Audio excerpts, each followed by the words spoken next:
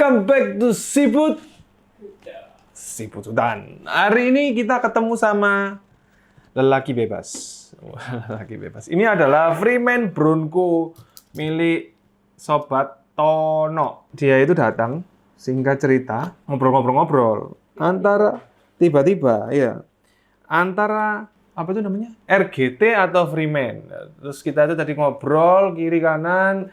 Kurang lebihnya kayak apa udah kita bahas ya. Jadi akhirnya diputuskan Freeman. Nah, jadi Freeman Bronco yang tadinya itu standar ya, hari ini dibeli langsung di upgrade barbar ya. Upgrade-nya itu konservatif kalau menurut saya. Cakep sih hasilnya. Ini bisa buat referensi kalian semua yang mau beli Freeman ya, yang tanya-tanya ke kita Freeman dan lain sebagainya. Ini adalah upgrade-nya yang menurut Siput juga udah bener ya. Kita mulai dari yang pertama, RC-nya sendiri ya. Udah pada tahu RC-nya kan 313 model Old Bronco ya.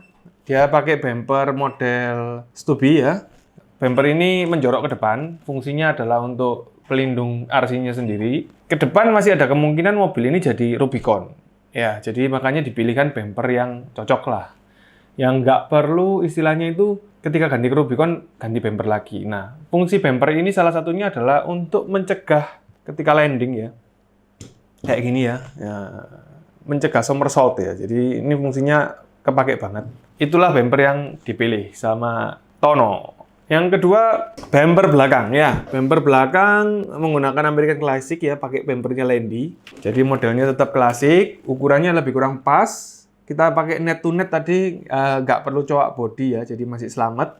Hole-nya yang itu harus kita bikin ulang ya. Jadi maju sekitar 1 cm 6 mili rasanya tadi. Jadi harus ngebor ulang lagi. Untuk velg ya, velg metal beadlock. Di sini udah saya coba untuk membuntu lubang anginnya tapi tidak berhasil ya, karena memang ada sela-sela udara dari tupisnya ya. Kalau memang mau bener-bener rapet itu bisa menggunakan karet di tengah-tengahnya, tapi menurut saya agak kurang effort ya. Jadi terlalu ribet, nanti hasilnya nggak presisi juga. Ini yang terbaik lah. Velgnya masih tetap bocor ya. Tapi dia sudah menggunakan beadlock dari metal. Nah, up next, sekarang kita masuk ke dalam mobilnya sendiri. Sebelum masuk, ini ada remote-nya ya. Yang kemarin tanya remote-nya ini berapa channel. Remote ini sebenarnya 4 channel, tapi sudah dipakai 2 channel. Dan 1 channel lagi untuk binding lampu, seperti ini. Nyala ini lampunya. Lampu depan nyala, lampu belakangnya nyala ya, jadi cakep banget ya. Dan 1 channel lagi, itu buat winch ya. Jadi di dalam situ sudah ada winch yang nantinya bisa kita akses dengan servo 360 direct ya. Jadi pakai modul servo 360, langsung pasang winch, dia bisa maju dan mundur, seharusnya dari channel yang ini. Jadi untuk hal ini ya, tidak perlu ada ganti transmitter ya. Jadi winch ada 1 cukup, terus lampu juga ada. Kalau mau difungsikan ke yang lain juga masih sah-sah saja sih. Sekarang kita akan masuk ke dalam bodinya sendiri. Jadi bisa kita lihat sama-sama ya, baterai tetap dipakai. Jadi nanti sudah beli baterai cadangan 5200 3S ya.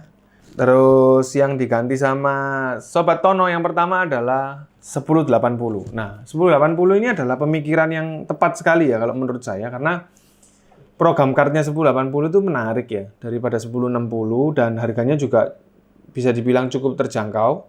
Untuk settingan kali ini throttle saya buka penuh, panasnya masih medium karena juga masih mau dipelajari handlingnya.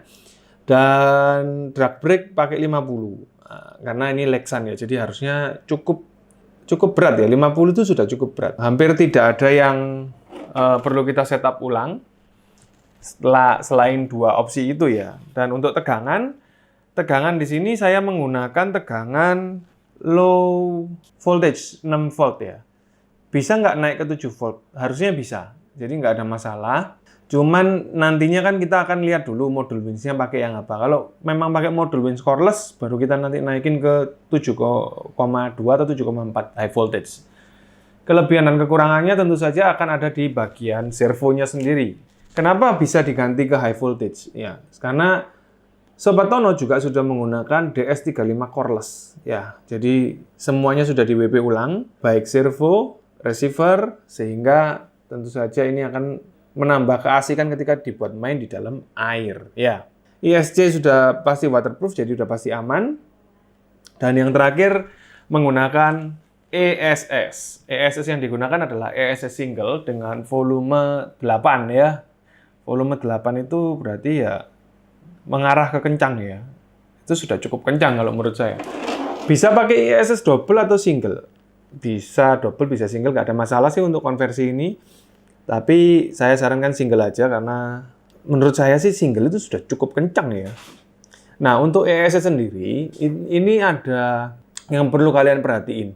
ESS di tahun 2021 akhir ya, produk terbaru, itu harus kalian upgrade software-nya. Jadi, update software itu harus, karena kalau nggak di-update software, kalian nggak akan bisa calibration. Jadi ya, itu agaknya repot.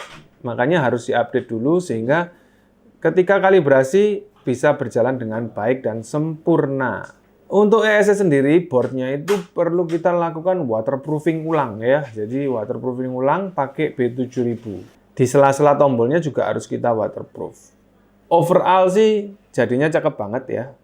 Menurut saya sih ini udah cukup banget dibuat main ya untuk trailing santai. Apabila ingin mengganti opsi menjadi trailing yang agak tactical, saya rasa perlu ganti ban ya. Minimal bannya ya model-model Swamper atau model-model Hyrax, mau ban Cina, mau ban asli Proline silakan.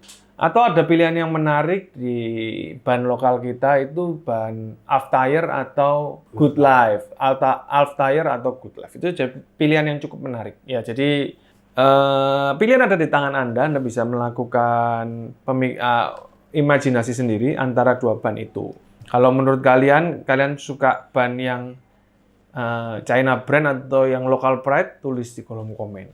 Karena dua versi ban itu sama-sama menarik. Ngomongin RC-nya udah selesai, upgrade-nya udah selesai. Harganya nggak perlu diomongin ya. Semua feature sudah oke, menurut kami ini sudah baik. Hanya ada satu kelemahan fatal di Freeman. Itu ada di link ya. Bukan di link, di end-link. End-link salah lagi nanti. Rod end, ya. Rod end link, ujung link. Itu masalah banget buat saya. Si Freeman ini punya konfigurasi link yang baru dan bagus sekali. Jadi slim tapi kuat. Cuman entah kenapa dan ya saya juga nggak tahu ya. Tiap-tiap link ini punya space itu yang luar biasa besar sekitar 2 mili kiri kanan.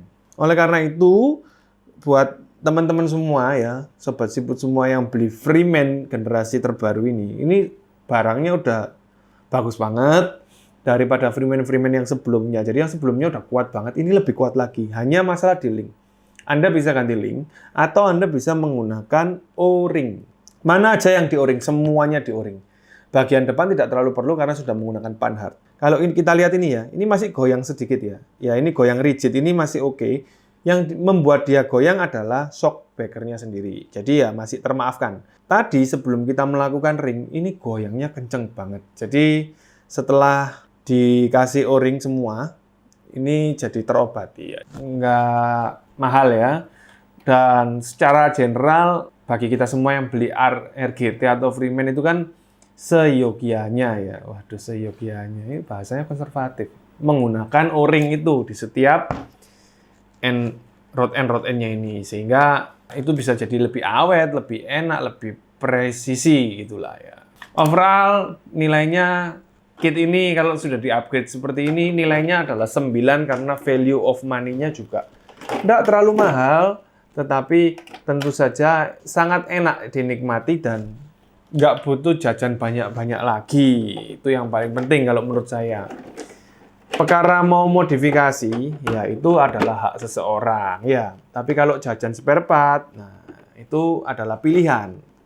Boleh jajan spare part kalau tujuannya itu untuk ganti looks ya kan, itu sah-sah saja, namanya kita cowok ya. Tapi kalau jajan gara-gara rusak ya itu nyebelin. Ini sudah enak banget, bisa dipakai barbar cemplung-cemplung air ya. Tinggal pasang winch ya. Nanti kita lihat kalau memang Sobat Tono mau pasang winch dengan mode servo 360 coreless modulnya, baru kita naikin ke high voltage. Kenapa? Karena high voltage punya servo yang akan pasti lebih kuat, juga punya tenaga yang lebih baik. Plus minusnya kayak apa? Nanti akan kita jelasin di satu segmen tersendiri karena semua ada kelebihan dan ada kekurangan, baik high voltage ataupun low voltage. Oke sobatku, pamer dulu.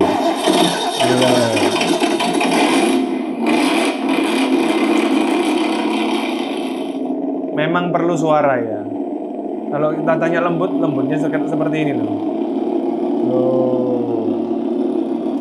Jadi pastiin kalian subscribe, nyalain lonceng biar nggak ketinggalan update-update dari kita. Leave a comment buat tanya apapun yang kalian butuhin. Dan please kindly kalian share racun ini. Seperti Sobat Tono yang kena racun hari ini. Iya, tiap malam dia udah nonton. Lama-lama panas juga gini ya. Akhirnya dia datang ke Surabaya dan menyelesaikan misinya. Semoga awet ya. Sampai ketemu lagi and bye-bye.